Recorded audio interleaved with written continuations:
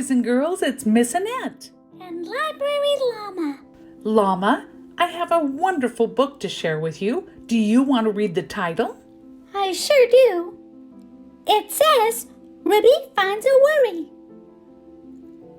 I worry sometimes. Shall we read the book and see how Ruby takes care of her worry? Okay. Boys and girls, you can join us too.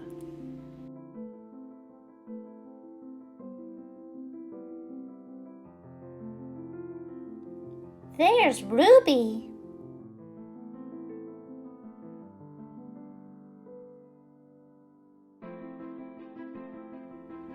Ruby finds a worry. Words and Pictures by Tom Percival.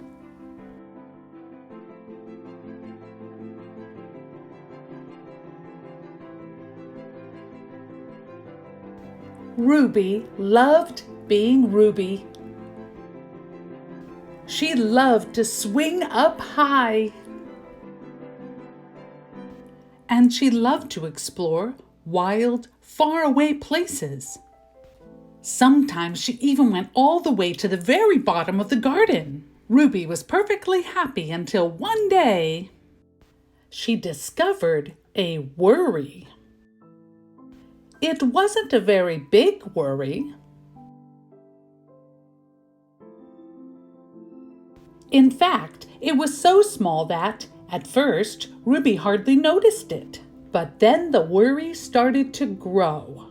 Each day it got a little bit bigger. Look, boys and girls, you can see the different sizes. Wow, it is getting bigger. It just wouldn't leave her alone. It was there at breakfast, staring at her over the cereal box. And it was still there at night when she was brushing her teeth.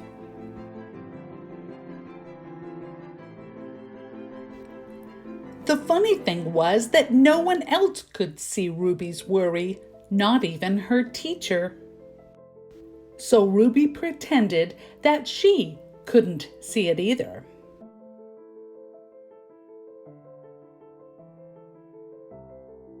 She tried to carry on as if everything was normal, but it just wasn't.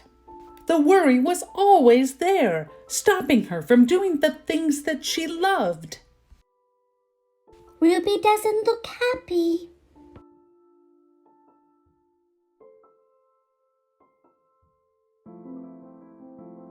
Ruby wondered if the worry would ever go away. What if it didn't? What if it stayed with her forever? Ruby didn't realize it, but she was doing the worst thing that you could ever do with a worry. She was worrying about it. Look, Llama, she's worrying when she blows out a candle, when she's riding her bike, even when she's playing the piano.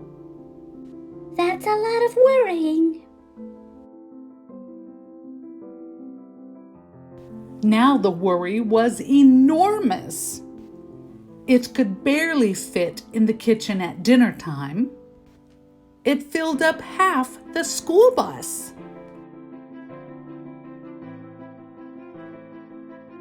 And it took up whole rows at the movie theater. The worry became the only thing that Ruby could think about, and it seemed like she would never feel happy again. Then, one day, something unexpected happened. Ruby noticed a boy sitting alone at the park. He looked how she felt, sad. And then she noticed something else, something hovering next to him. Could it be a worry?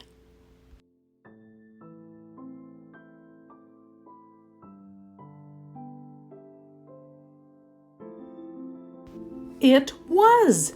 Ruby realized that she wasn't the only person with a worry after all. Other people had them too. She asked the boy what was on his mind, and as he told her, the strangest thing happened. His worry began to shrink. Look, it's getting smaller. Then Ruby did the best thing you can ever do if you have a worry. She talked about it. As the words tumbled out, Ruby's worry began to shrink until it was barely there at all. Soon both of their worries were gone. Finally, Ruby felt like herself again. Of course, that wasn't the last time she ever had a worry.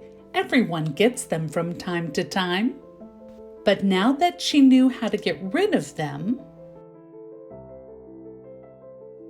they never hung around for long. The end.